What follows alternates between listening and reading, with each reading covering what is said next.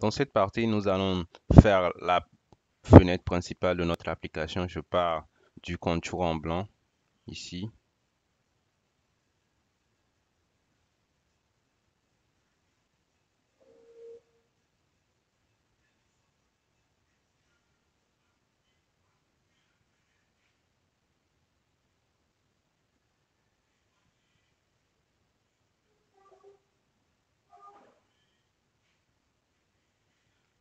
Ensuite, nous allons mettre un petit message pour la version de notre application ainsi que son nom.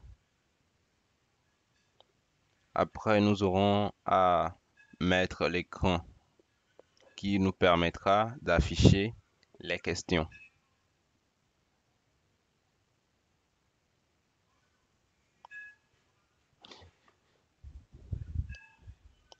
Maintenant, rendez-vous dans votre Qt Designer pour commencer.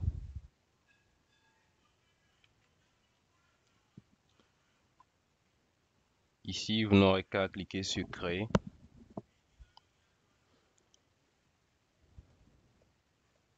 Après avoir fait cela, déplacez un peu la fenêtre principale, agrandissez-la.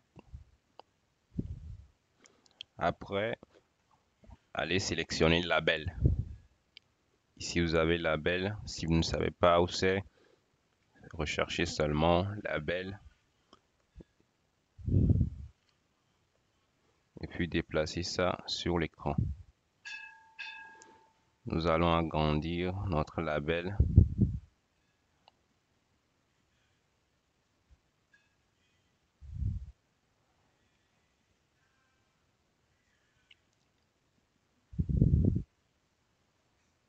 Après cela, nous pouvons déplacer un autre label pour l'écran, pour la partie question. Ensuite, un autre label. Nous avons trois labels. Une principale que nous allons modifier. Déjà, vous pourrez commencer par modifier le nom de l'objet ou de l'élément en cliquant comme je l'ai fait. Ici, comme c'est notre fenêtre principale, on va dire label main ou main screen comme vous voulez. Vous verrez le nom ici. Pour celui-ci, au lieu de faire des clics, on pourrait juste le sélectionner et venir à ce niveau et donner le nom qu'on veut. Ici, label screen. Entrée pour valider. Ici, label app name pour le nom de notre application.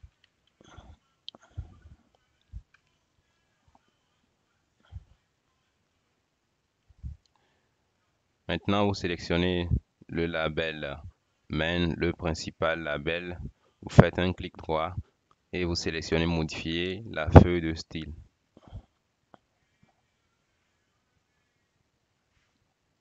Ici, on va écrire du code CSS pour rendre cela un peu plus esthétique. Déjà, on va changer la couleur de fond. Vous écrivez background.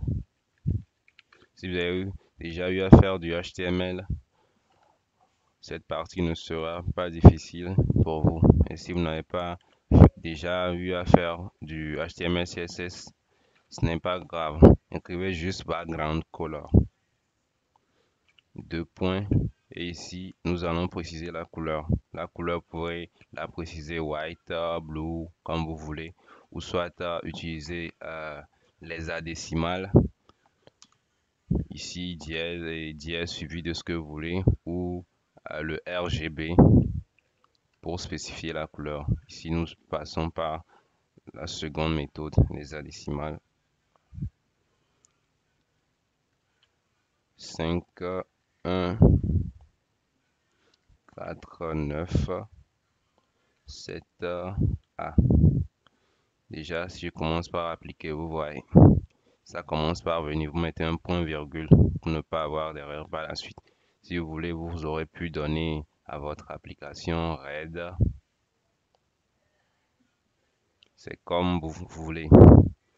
Ici, je vais revenir sur ma couleur et ensuite, je vais arrondir les bords. Pour arrondir les bords en CSS, on utilise Border Radius.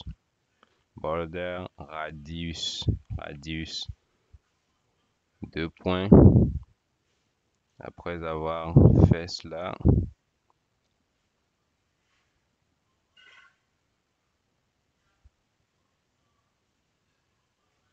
Border Radius.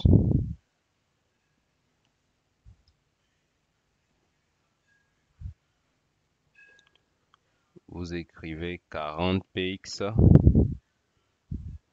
40%, 40% espace solide. Si vous voulez que votre bord soit un contour uniforme, et vous précisez la couleur. Solid black, un point virgule, je fais appliquer, vous voyez. Si je voulais, j'aurais pu mettre ici à la place de solid dash. Dashed.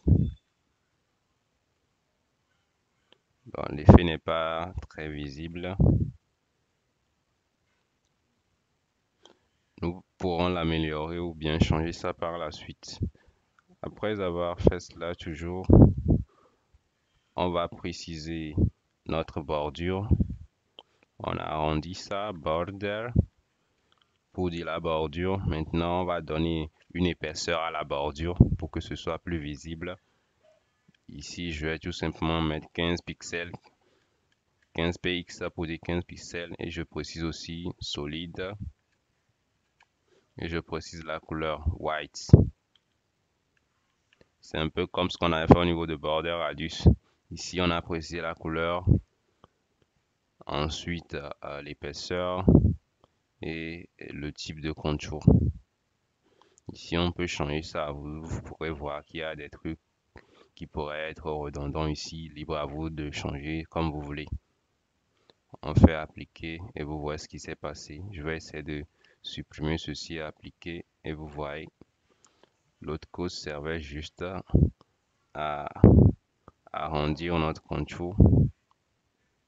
Déjà, je peux enlever ça.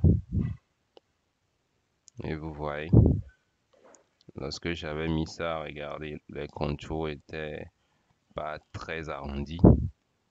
Mais après l'avoir enlevé, vous voyez, ça a changé. Je peux laisser ça comme ça aussi, ça ne fait rien. Appliquer et OK. Nous avons quelque chose comme ceci. Déjà, notre application commence par prendre forme. Au niveau de la partie question, qu'est-ce que nous pouvons faire? On fait encore un clic droit, modifier la feuille de style. Et après avoir fait cela, vous n'aurez tout simplement qu'à réécrire du CSS ici. Vous pourrez copier l'autre et le coller pour essayer de changer des trucs. Mais ici, nous allons recommencer background pour dire la couleur d'arrière-plan ou la couleur de fond. Background color. On précise notre couleur précédente 51 49 7 A. On applique. Vous verrez, il n'y aurait pas de changement. C'est normal vu que la couleur de cette fenêtre est notre couleur de la fenêtre principale sont les mêmes. Vous pourrez changer ça comme vous voulez en gris pour voir ce que ça pourrait donner. Et vous effacez ceci. Vous appliquez, vous voyez ce que ça fait. C'est comme vous voulez. Ici, je vais revenir à la précédente. Après, on verra que comme la couleur principale est déjà en cette couleur, je n'aurai pas eu besoin de la mentionner. Ensuite, après avoir fait cela, vous sélectionnez, vous mettez une couleur à la bordure en écrivant border et puis vous précisez le type de bordure. Ici, c'est solide, je veux utiliser solide et je veux lui donner une couleur blanche. Je n'ai pas précisé la taille, mais tentons de voir ce que ça va donner. c'est normal. J'aurais pu préciser la taille ici en même temps, par exemple en écrivant 3% pour dire 3% de l'élément. 3% de l'élément, l'épaisseur va correspondre à 3% de l'élément. Vous voyez qu'à ce niveau, on a un petit problème. Je vais laisser ça comme ça. Et je vais juste revenir à la ligne et préciser la taille. L'épaisseur de notre contour en disant border width, 2 points. Et puis, je dis 3% de l'élément. Et je fais appliquer. Vous voyez, c'est venu. À ce niveau, les pixels, si j'avais effacé ceci par exemple, et j'avais mis pixels ou centimètres, 15, au lieu de 15, cette fois, je vais mettre 10 px. Vous voyez ce que ça donne. Ce n'est pas tout à fait la même chose. Vous pouvez laisser ça comme ça si vous voulez. Je vais revenir au précédent ici. Après avoir fait cela, on va préciser notre bordure. Border radius, 2 points. Après avoir écrit border radius, on peut toujours préciser le pourcentage ici, 30%. Ici, j'ai oublié de mettre le point virgule. 30%, ouais, un arrondissement de 30%. Vous pouvez agrandir cela, mais n'oubliez pas, les arrondissements suivent des lois géométriques. Si par exemple vous voulez arrondir l'élément de 100%, prenons par exemple un carré. Arrondir dans un carré, on peut facilement dessiner un cercle plutôt que dans un rectangle. Je vais mettre 100% ici, on va voir ce que ça va donner. Vous voyez, 100% c'est trop. Si c'était un carré, on aurait pu augmenter petit à petit pour voir comment ça se passe. Mais déjà, au niveau du rectangle, on ne peut pas obtenir un rond, un cercle. Ce qu'on appelle même un cercle avec de bons rayons, on ne peut pas l'obtenir dans un rectangle. Dans un carré, ça pourrait passer. Je vais retourner précédemment. 50, je reviens à 30. On peut laisser ça comme ça ou mettre 50. On va essayer de nous tenir à ce qu'on avait dit au départ en laissant ça à 30. Je mets toujours un point virgule.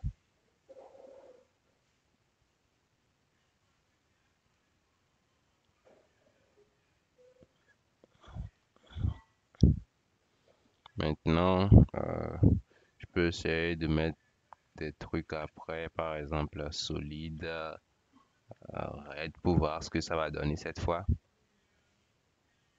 Vous voyez, ceci, ça ne donne rien, c'est normal. Ici, le border radius. On a déjà précisé l'épaisseur, la couleur et autres, la forme de la bordure. Donc ici, on n'a plus besoin de ça. Essayons d'effacer ceci pour voir ce que ça va donner. Donc, comme vous l'avez vu, ça ne sert à rien de mettre des trucs comme ça ici. Tout a été déjà fait. Et c'est bon, ok. Ici, à ce niveau, au niveau de notre nom de l'application, notre version, modifier la feuille de style toujours.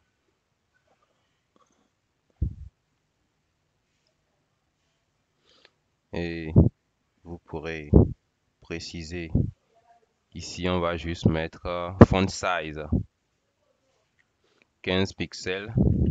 Vous pourrez mettre ça comme vous voulez. Peut-être que certains d'entre vous ont bien agrandi cette fenêtre. La fenêtre même est venue jusqu'ici ou bien ça dépend de ce que vous voulez faire. Après, vous pourrez ajouter une fonctionnalité pour régler la police.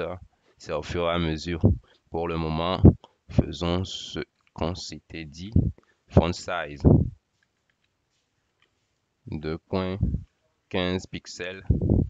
Si c'est trop petit, vous pouvez agrandir, mais j'essaie de faire quelque chose d'un peu invisible, qui sera toutefois visible. Le nom de l'application, la version, ce n'est pas quelque chose que vous avez besoin d'afficher en grand écran et appliquer. OK, nous avons déjà couvert cette partie. Ici, je peux double-cliquer dessus, comme ça, double-cliquer et effacer ça. Et effacer, ou soit je viens à ce niveau